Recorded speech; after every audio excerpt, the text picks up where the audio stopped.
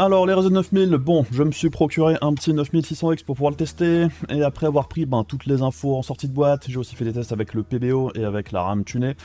Je finis avec plus de questions que de réponses, particulièrement au sujet de Windows, des BIOS, des drivers et compagnie, que des processeurs eux-mêmes en fait. Donc bref, allons voir tout ça juste après la petite sponsor, c'est parti. Vous avez acheté ou monté un nouveau PC, vous avez besoin d'une clé Windows ou de la dernière version d'Office, alors n'hésitez pas à profiter des offres de chez Godil24. Avec par exemple 50% de réduction sur les clés Windows avec le code de la chaîne VCG50, et si vous cherchez la dernière version d'Office ou un bundle Windows plus Office, vous pouvez avoir 62% de réduction grâce au code VCG62. Et sur le site, vous trouverez en bas de la page de l'offre les instructions pour passer commande avec toutes les étapes et comment utiliser leur moyen de paiement par PayPal. Et une fois le paiement validé, en quelques minutes, vous recevrez là où les clés que vous avez commandées par email, ainsi que les instructions pour les utiliser, donc pensez bien à vérifier dans votre répertoire spam, au cas où le mail s'y trouverait. Et si vous rencontrez un problème quelconque, n'hésitez pas à contacter l'assistance 24h sur 24, 7 jours sur 7 qui vous accompagnera en cas de problème. Tous les liens seront dans la description de la vidéo et comme d'habitude, merci à vous si vous achetez une clé car ça permet d'aider la chaîne tout en ayant pour vous quelque chose en retour.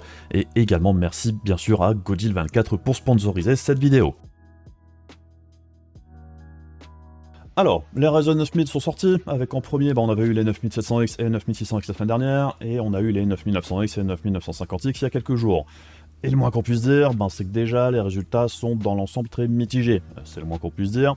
Et il y a une sorte de confusion ambiante aussi qui laisse un petit peu perplexe, et pas mal de fausses idées aussi, en partie dues à certains choix marketing, particulièrement du côté de l'efficacité énergétique, avec le 9700X particulièrement. Et on sent que par certains côtés, ce lancement ne semble pas non plus être passé comme prévu. Déjà, il y a eu un décalage des dates de test pour une raison toujours pas très claire, et je pense vraiment pas que ce soit cette histoire de typo sur les puces. Ensuite, pour les premiers tests des 9700X et 9600X, dans la plupart des reviews, particulièrement en gaming, les résultats n'étaient vraiment pas au niveau attendu. Et dans la plupart des reviews, les perfs en jeu sont souvent autour des 5% de mieux vis-à-vis des Ryzen 7000, ce qui est quand même assez loin que ce qu'AMD avait laissé sous-entendre avant le lancement. Les performances en applicatif, alors il y a également à boire et à manger. Dans les applis grand public, on va dire, tout ce qui est création, encodage, montage vidéo, compression, décompression, les performances sont là aussi parfois un peu mieux que les Ryzen 7000, et parfois un petit peu en dessous. Mais rien de révolutionnaire, et c'est en dessous de ce qu'on a l'habitude de voir d'une génération à une autre chez AMD ces dernières années. Par contre, il y a des domaines où Zen 5 carbure pas mal, c'est du côté des tâches pour les data centers, où clairement Zen 5 offre de bonnes performances, voire très très bonnes selon les tâches. Et les performances, quand les instructions AVX 512 sont utilisées, montrent aussi une forte augmentation des performances vis-à-vis de Zen 4. Donc, selon ce dont on a besoin, Zen 5 peut être très bon, et du côté des serveurs, je pense qu'il aura un grand succès. De ce côté-là, ça marche plutôt bien. On a aussi eu l'occasion de voir que l'histoire côté efficacité énergétique, même si celle-ci a été beaucoup mise en avant dans certains tests, c'est en réalité loin d'être incroyable. Comme je l'avais montré dans une de mes dernières vidéos, c'est surtout un petit peu un coup de passe-passe marketing. Puisque comparer le 9700X au 7700X sur le tableau efficacité énergétique, c'est assez trompeur. Déjà parce que ce sont des processeurs avec un TDP différent, 65 watts contre 105, donc d'emblée oui, sans grande surprise, le 9700X consomme moins que le 7700X, puisqu'en dehors d'un changement de formule pour la calcul du TDP de la part d'AMD, ça consomme forcément moins avec un TDP plus bas. Ensuite, on sait aussi que le 7600X, c'est un processeur particulièrement inefficace point de vue conso perf, comme la plupart de la gamme 7000X. J'avais beaucoup mis en avant le mode Eco à l'époque de leur sortie, qui permettait de consommer significativement moins pour quasiment aucune perte de performance. Et l'arrivée de la gamme Ryzen 7000 65 watts avait encore appuyé la chose, puisque les Ryzen 7600, 7700 ou 7900 non X sont en tout point identiques aux versions X. La seule chose qui change, c'est les fréquences max et la limite de consommation. Et entre un 7700 et un 7700X ou un 7600 et un 7600X, on sait qu'on perd que quelques pourcents de performance pour une conso divisée quasiment par 2 en tâches multicore intensives. Donc non, il n'y a pas 60% d'amélioration d'efficacité entre Zen 4 et Zen 5. On avait déjà 60% d'amélioration d'efficacité entre un 7700X et un 7700 non-X. Rien de magique ici pour la nouvelle architecture. Gamers Nexus a aussi sorti une vidéo sur le sujet très intéressante il y a quelques jours, où il rentre en profondeur sur le sujet, si ça vous intéresse. Et il montre également que le gain d'efficacité de Zen 5 est tout relatif, et par certains côtés c'est même moins bien que Zen 4. Et tous les tests du Ryzen 9950X, qui lui a un TDP identique au 7950X, ont aussi montré qu'effectivement, point de vue efficacité énergétique, Zen 5 n'apporte pas grand chose et c'est normal. Le process de fabrication utilisé pour Zen 5, le N4P de chez TSMC, c'est une amélioration du N5 qui était utilisé pour Zen 4 et cette version améliorée ne permet aucunement de gagner autant sur la consommation. Il suffit d'aller voir les dires de TSMC sur le sujet.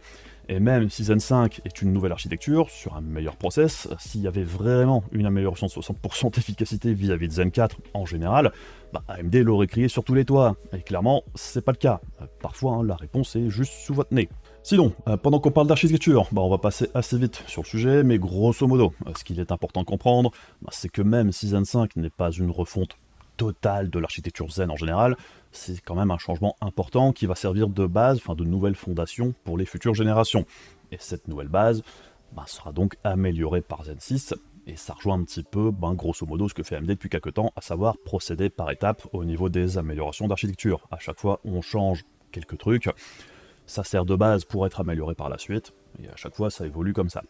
Donc sur pas mal d'aspects, Zen 5 c'est surtout un doublement de pas mal d'unités, pas mal d'améliorations sur la prédiction de branchement, des rééquilibrages au niveau de la gestion des caches, et aussi la VX 512 qui est mieux gérée que sur Zen 4, et grosso modo pour Zen 4 c'était du 256 bits dual pump, là où Zen 5 c'est capable de traiter du 512 bits en natif pour la VX 512. Alors je survole et simplifie beaucoup, mais si le sujet vous intéresse, il y a pas mal d'articles dans les tests web de Zen 5, comme par exemple chez Hardware & Co en français, ou encore à Nantech aux US. Par contre, même si Zen 5 c'est une nouvelle architecture, n'oublions pas que nous sommes toujours sur une approche par chiplet, et que pour les Ryzen, on a donc des CCD, là où on retrouve les unités de calcul, et pour les Ryzen 9000, c'est toujours le même principe depuis les Ryzen 3000 en fait, à savoir un ou deux CCD de 8 corps maximum, et un découpage selon les gammes pour aller de 6 à 16 cœurs. Et grosso modo, les CCD sont posés sur un fabrique, qui permet de relier les différents chiplets, et il y a aussi une troisième puce sur le package, l'IO-Die, qui est resté identique lui à celui de la Ryzen 7000.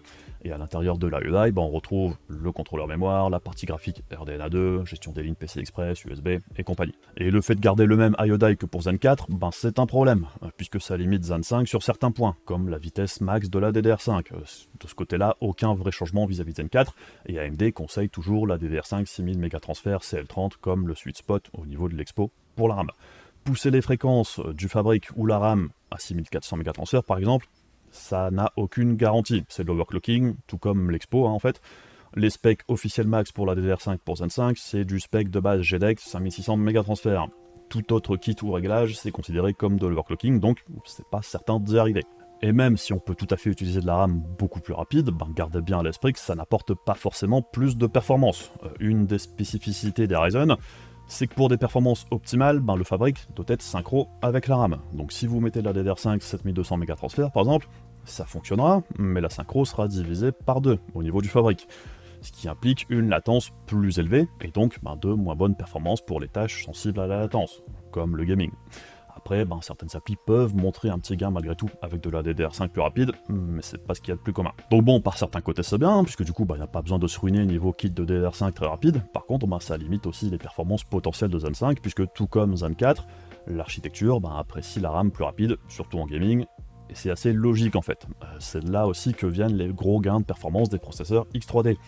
Le gros cache L3 rajouté en plus permet de moins faire appel à la RAM système, on gagne en latence et en performance. Et les optimisations des timings de RAM où sa vitesse sont moins importants, du coup avec les processeurs X3D, puisqu'ils ont moins besoin de faire appel à la RAM système. Par contre, avec un Ryzen 7000 ou 9000, du coup, passer de la DDR5 à 4800 mégatransfert à 6000 mégatransfert CL30, ça aura un gros impact au niveau des performances, mais pas avec les X3D. Donc bref, ça c'est le résumé très rapide. Maintenant, intéressons-nous au 9600X. Alors, c'est donc un 6 corps 12 threads et une puce avec un seul CCD de 8 corps avec 2 corps désactivés. Des fréquences max en boost jusqu'à 5.4 GHz et 32 Mb de cache de niveau 3. Au niveau du TDP, on est sur 65 watts et donc là aussi, vis-à-vis du 7600X qui avait un TDP de 105 watts, on s'attend donc à une consommation moindre en applicatif, même si l'effet sera forcément moins impressionnant qu'avec le 9700X, vu que 65 ou 105 watts de TDP pour 6 cœurs, c'est d'emblée plus confortable que pour 8.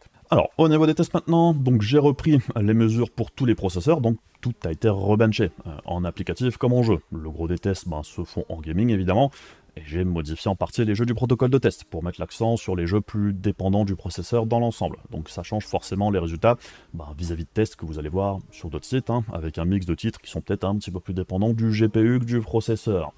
Pareil, au niveau des scènes ou des réglages utilisés, ça peut faire varier les résultats d'un test à un autre. Ce qui m'intéressait surtout aujourd'hui, c'était la comparaison avec le Ryzen 7600 non X, vu qu'ils ont le même TDP. Ce sont deux puces 65 watts. Donc il y a une partie du test classique avec tous les autres processeurs, et il y a aussi une autre batterie de test avec uniquement le 9600X et le 7600, avec des tests à stock, mais aussi avec le PBO d'activer, avec 200 MHz de plus au corps et un offset de moins 30 sur le curve optimizer. Donc un overclock d'un côté et un undervolt en même temps, ce qui permet généralement d'avoir de meilleures performances sans faire trop péter la consommation et la chauffe. Et j'ai également inclus des tests avec le PBO et de la RAM DDR5 6000 CL30, bon kit habituel, mais avec des subtimings plus serrés, pour voir l'impact sur les deux architectures. Tous les tests sont faits sous Windows 11, sur la dernière version, tous les BIOS sont à jour, ainsi que les drivers chipset.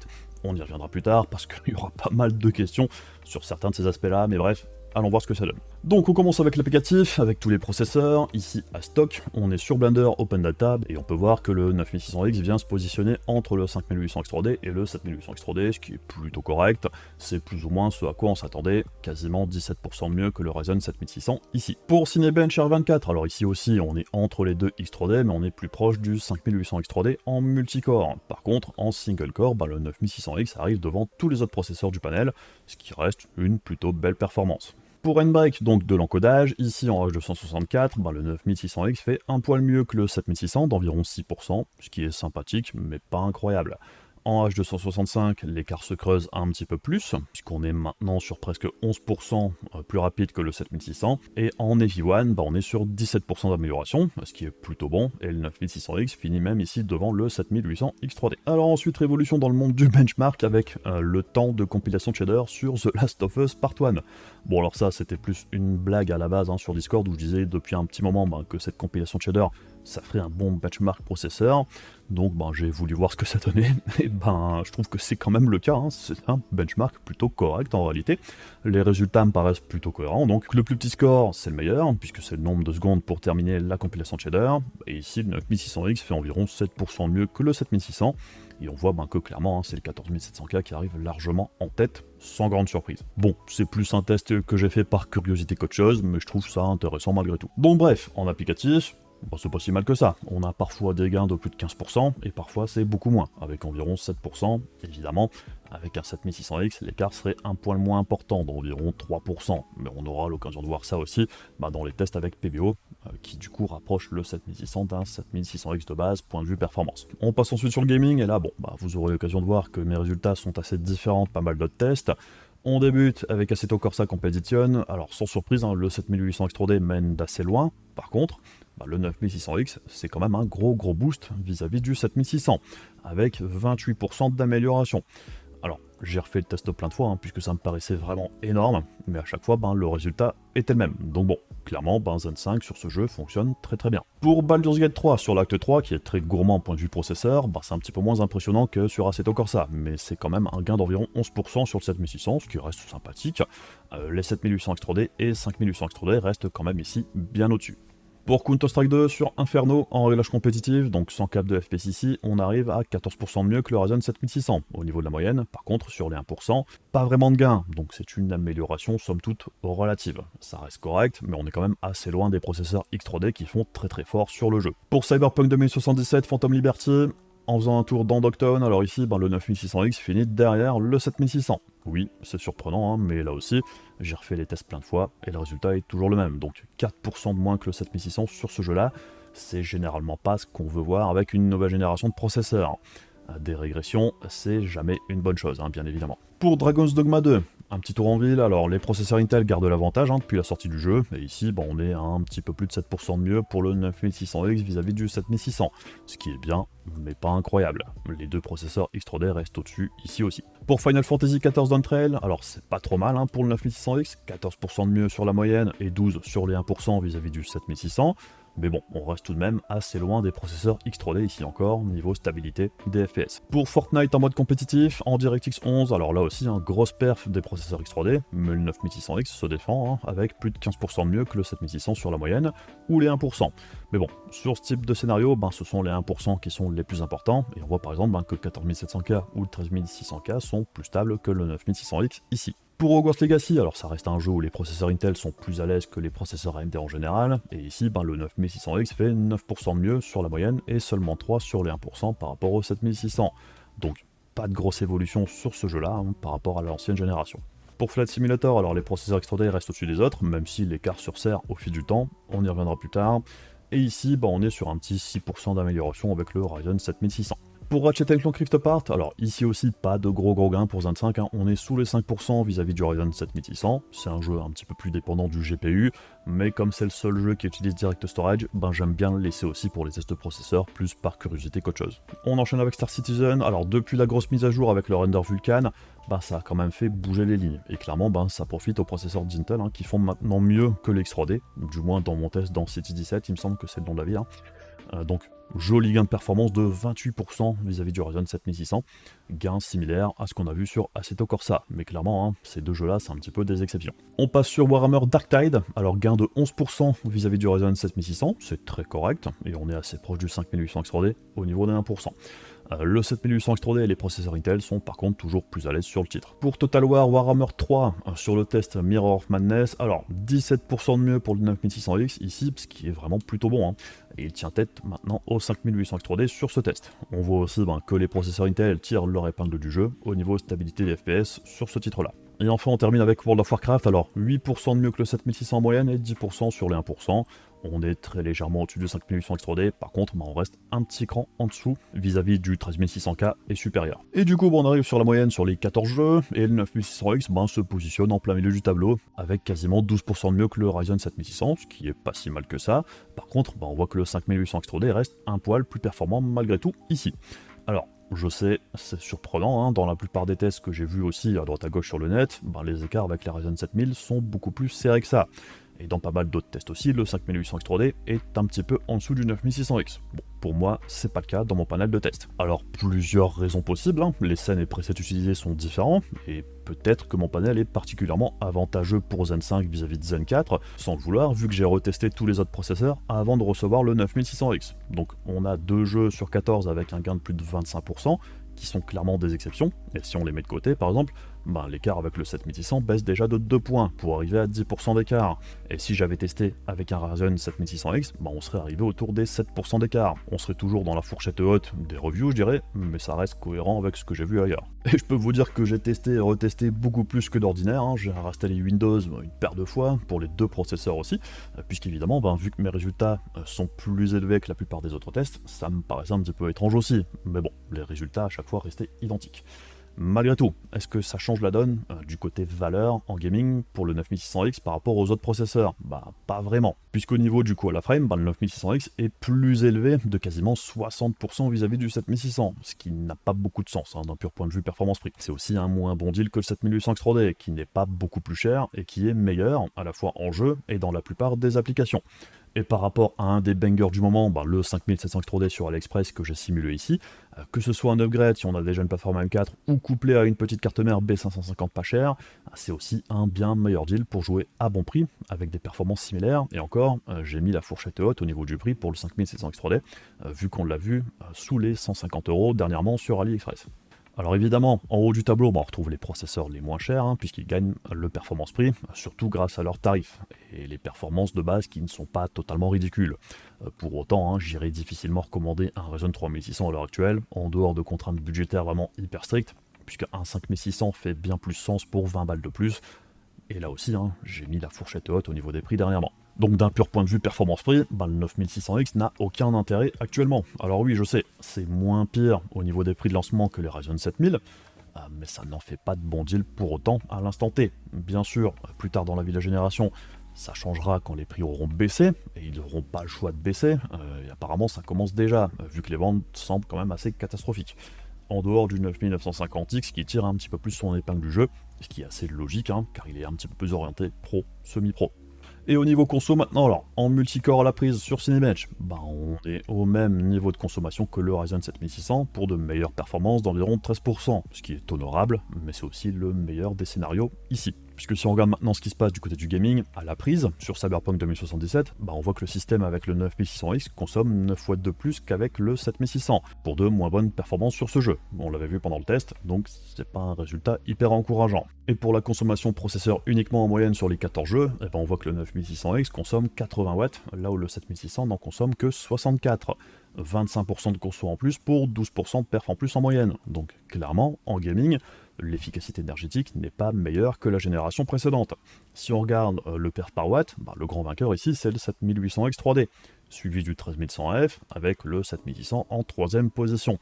Le 9600X fait même moins bien que le 5800X 3D, et il est très légèrement au-dessus du 13600K, qui n'est pas non plus spécialement connu pour son efficacité énergétique en gaming. Donc bref, à stock, le 9600X c'est correct, point de vue performance, on s'y trompe pas, c'est pas le problème, c'est pas un mauvais processeur, il n'a pas de gros défauts ou de faiblesses particulières, on peut jouer à tous les jeux dans de très bonnes conditions, en applicatif pour un 6 core c'est très correct également, et on sait que dans certains secteurs, Zen 5 peut faire très très fort. Mais là où le bas blesse, c'est plus au niveau du performance prix, où il se fait complètement laver par la plupart des autres processeurs actuellement, comme on vient de le voir. Et même si certains défendent les prix sortis en disant qu'ils n'ont pas vraiment d'importance, personnellement je suis pas d'accord du tout. Oui, le prix des Ryzen 9000 va clairement baisser, probablement très rapidement, ça n'empêche pas que le prix est totalement incohérent avec le marché des processeurs actuels. Et en dehors de se faire taper dessus dans les tests, la grille tarifaire ne sert pas à grand chose telle qu'elle est là. Et le plus grand concurrent des Ryzen 9000, ce sont les Ryzen 7000, qui sont globalement bien plus intéressants au niveau du performance-prix, vu l'écart de performance loin d'être énorme par rapport à la génération précédente, vu que c'est un des plus petits écarts d'une génération à l'autre de Ryzen. Et il n'y a qu'une fois que la gamme 9000 arrivera à un performance-prix équivalent au Ryzen 7000, que ça fera plus sens de partir sur la nouvelle génération, en dehors de besoins particuliers sur certaines applis où Zen 5 performe beaucoup mieux que Zen 4, puisqu'il y en a. Et si on mettait de côté les soucis des processeurs Intel génération 13 et 14, ça en ferait de meilleurs deals aussi vis-à-vis de Zen 5. Puisque la plupart du temps, que ce soit en jeu ou en applicatif, un 13600K fait mieux sur les deux tableaux, et il est moins cher que le 9600X. Même si en l'état, je me vois pas recommander les processeurs Intel, actuellement, en dehors de la gamme 65 watts qui a sûrement beaucoup moins de chances de rencontrer des soucis. Pour les modèles les plus performants et problématiques, donc la gamme K majoritairement, je dirais acheter en connaissance de cause si vous voulez absolument du Intel, tout en gardant à l'esprit que même avec toutes les précautions du monde et les derniers correctifs d'Intel, dont l'efficacité reste à prouver, votre processeur pourrait partir en cacahuète un jour ou l'autre, ou vieillir plus vite que la normale. On n'a pas encore assez de recul sur le sujet, la garantie de 5 ans ça aide, mais être sans processeur pendant le traitement du SAV, ça peut aussi être gênant. Personnellement, si je devais acheter du Intel obligatoirement, je partirais plus sur la génération 12, ou j'attendrais la prochaine génération. Mais pour la plupart des utilisateurs, en dehors de détester AMD, il n'y a pas de grande raison d'acheter autre chose que du Ryzen 7000 voire 5000 selon la situation actuellement. Bon bref, ça c'est pour les performances en sortie de boîte, mais j'ai également comparé le 9600X et le 7600 avec le PBO d'activer, et aussi avec de la DDR5 tunée sur tous les tests du jour. Du coup, on va aller voir ce que ça donne maintenant. Alors je passe très vite sur l'applicatif, grosso modo, ce qu'on observe c'est que pour ce genre de tâches, l'augmentation de fréquence, des limites de consommation et l'undervolt entre guillemets, c'est ce qui offre le plus gros gain, que ce soit pour le 7600 ou le 9600X. Et on voit aussi qu'activer le PBO pour le 7600, ça le transforme grosso modo en 7600X, point de vue performance, et ça permet de réduire l'écart avec le 9600X à stock. En ce qui concerne la RAM, alors selon les API ça permet soit un petit gain, comme sur Blender, ou les scores de Cinebench, par contre en ce qui concerne Handbrake, donc l'encodage, la RAM tunée n'apporte quasiment aucun gain de performance. Pour le gaming par contre, c'est plus ou moins l'inverse. On voit que l'augmentation avec le PBO est présente, mais souvent assez modérée, et le PBO apporte en général plus de performance au Ryzen 7600 que pour le 9600X, puisqu'avec celui-ci, on est souvent même sur 0 gain avec le PBO d'activer. Par contre, que ce soit pour Zen 4 ou Zen 5, des timings plus serrés sur la DDR5 permettent un gain de performance plutôt important. Certains jeux en profitent plus que d'autres. Parfois, ça permet au 7600 de rattraper le 9600X, parfois le 9600X creuse un petit peu plus l'écart, c'est vraiment du cas par cas, mais clairement, on voit ici que les deux dernières générations de Ryzen sont assez sensibles au niveau de la RAM et de sa latence. Si on regarde le tableau récapitulatif, on voit que la consommation ou les fréquences, c'est pas vraiment le problème pour Zen 5, puisque le PBO ne fournit qu'environ 1% de mieux en moyenne par rapport au réglage d'origine. là où pour le Ryzen 7600, on est sur 3,5% d'augmentation, ce qui n'est pas une dinguerie non plus, mais ça reste une différence quand même notable. Par contre, au niveau des timings de la RAM, c'est 8% de gain en moyenne pour le 9600X et 6,8% pour le Ryzen 7600. Donc on tourne au final autour des 10% de gain pour les deux architectures entre le PBO, Undervolt et la RAM tunée. Mais bon, clairement, Zen 5 semble encore un poil plus demandeur du côté de la latence RAM système que Zen 4, ce qui pourrait aussi indiquer que les futurs 9000 X3D pourraient bénéficier encore un petit peu plus du 3DV cache que les Ryzen 7000. Si on prend en compte le fait que les futurs X3D seraient apparemment pas autant limités sur la fréquence max que les deux premières générations de Ryzen X3D, le gain pourrait être un petit peu plus important avec le X3D sur cette prochaine génération. Même si bon, ce ne sont que des suppositions, on verra bien le moment venu, s'il y a bien des améliorations, et si les futurs X3D sont intéressants ou pas. Et au niveau de l'impact sur la consommation et tout ça, alors pour Cinebench à la prise, en multicore, on voit que le PBO a un impact quand même massif sur la consommation qui décolle totalement pour le 9600X, là où pour le 7800 ça reste quand même bien plus bas. 8% de gain de performance pour 30% de conso, c'est pas vraiment foufou. Et la RAM permet de grappiller quelques pourcents de perf sans faire monter la consommation énormément. Pour la consommation à la prise en gaming sur Cyberpunk, on voit que le comportement est différent de l'applicatif. Là où le Ryzen 7600 descend légèrement en consommation avec le moins 30 sur la courbe, et bien le 9600X lui consomme un petit peu plus qu'à stock, sans être une augmentation énorme.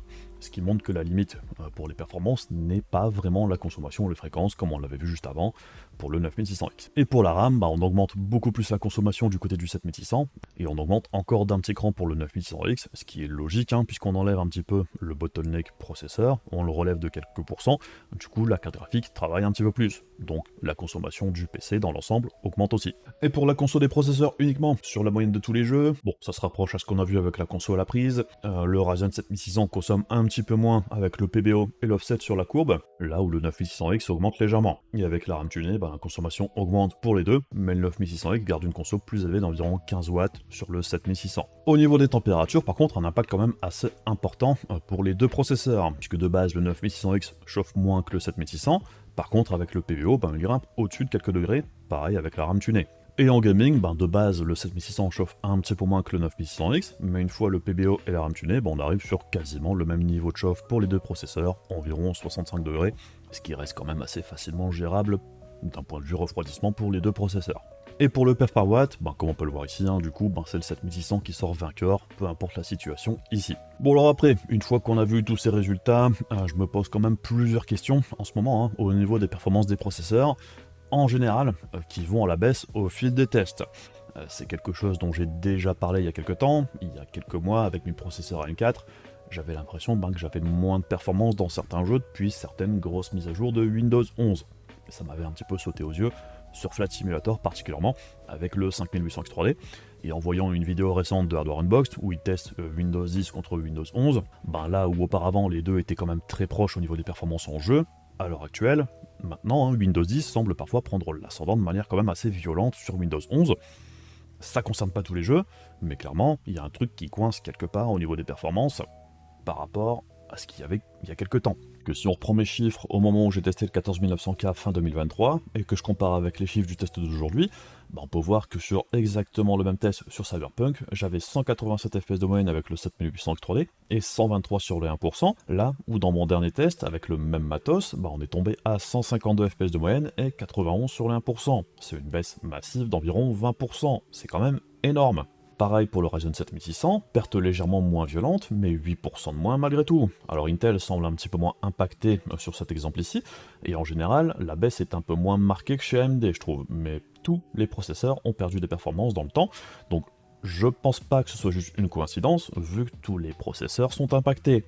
Autre exemple où on perd pas mal, Flight Simulator, comme je le disais juste avant, déjà à l'époque du premier test du 7800 X3D qu'on voit ici, donc c'était il y a un petit peu plus d'1 an, j'avais déjà l'impression d'avoir perdu en performance pour le 5800 X3D, mais c'est encore pire depuis. Et comme avec Cyberpunk, on note une perte de performance générale si on compare avec les chiffres actuels, mais plus marqués sur les processeurs AMD, et encore plus pour les X3D. Et pourtant, en dehors des mises à jour de Windows et des BIOS, il n'y a rien qui a changé sur mes configs. C'est les mêmes scènes de test, c'est le même matos, c'est les mêmes réglages. Et si vous avez le courage de regarder plusieurs tests, on voit clairement que les performances descendent au fil du temps dans les jeux qui sont utilisés dans le panel de test processeur depuis un moment. Et je réinstalle Windows très régulièrement sur toutes les machines de test, donc je sais pas trop ce qui se passe. Parfois je me demande si je deviens fou aussi, hein, puisque personne n'en parle ou semble rencontrer de problème. Est-ce que c'est juste moi? Je comprends pas trop. Alors je sais que certains testeurs, je dirais, recyclent les données des anciens tests, ce que je comprends tout à fait, jusqu'à un certain point, hein, où je trouve qu'il faut refresh, je dirais, les résultats de temps en temps. La preuve en est ici, je dirais. Et si c'est moi qui ai un problème, je vois pas trop d'où ça vient, ni pourquoi ça impacterait aussi toutes mes plateformes de test. C'est pas juste une plateforme isolée, ça fait, enfin, les performances ont baissé, que ce soit sur la M4, la M5 ou le LGA 1700. Bon bref, ça me fait poser pas mal de questions, et je vais tenter de chercher d'où vient le problème, hein, même si bon, Windows 11 semble être le dénominateur commun, je dirais, entre tous les processeurs. Donc bon, je vais faire d'autres tests sur le sujet, mais dites-moi hein, si vous aussi, vous avez de moins bonnes performances qu'avant, avec Windows 11, ou pas.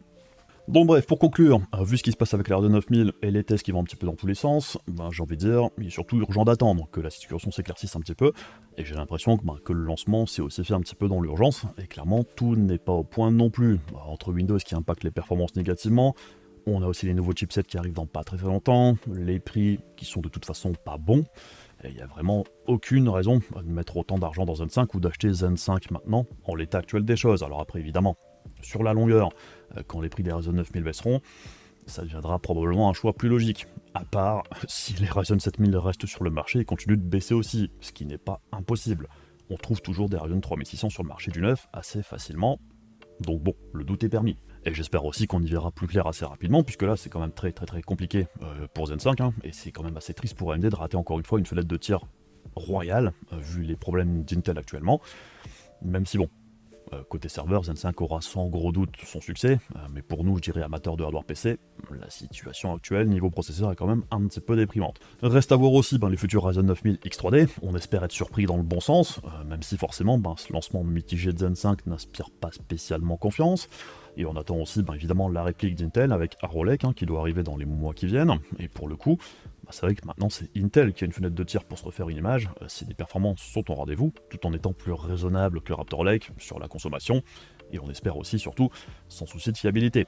Même si bon, nouvelle plateforme oblige, il y aura sûrement des plâtres à essuyer et des soucis de jeunesse au lancement, du côté de chez Intel aussi. Enfin bref, je pense qu'on a fait le tour pour aujourd'hui. Comme d'habitude, si les vidéos vous intéressent, les machins de YouTube, les abonnements et tout ça, hein, c'est débile, mais ça aide, donc pensez-y. Et comme toujours, un énorme merci à tous les membres de la page Ko-fi de la chaîne, ainsi que les membres soutien YouTube pour votre contribution, ça m'aide vraiment énormément, donc cœur sur vous. Et comme d'habitude, on se retrouve très bientôt pour d'autres vidéos, je vous fais des bisous, je vous dis à la prochaine, salut!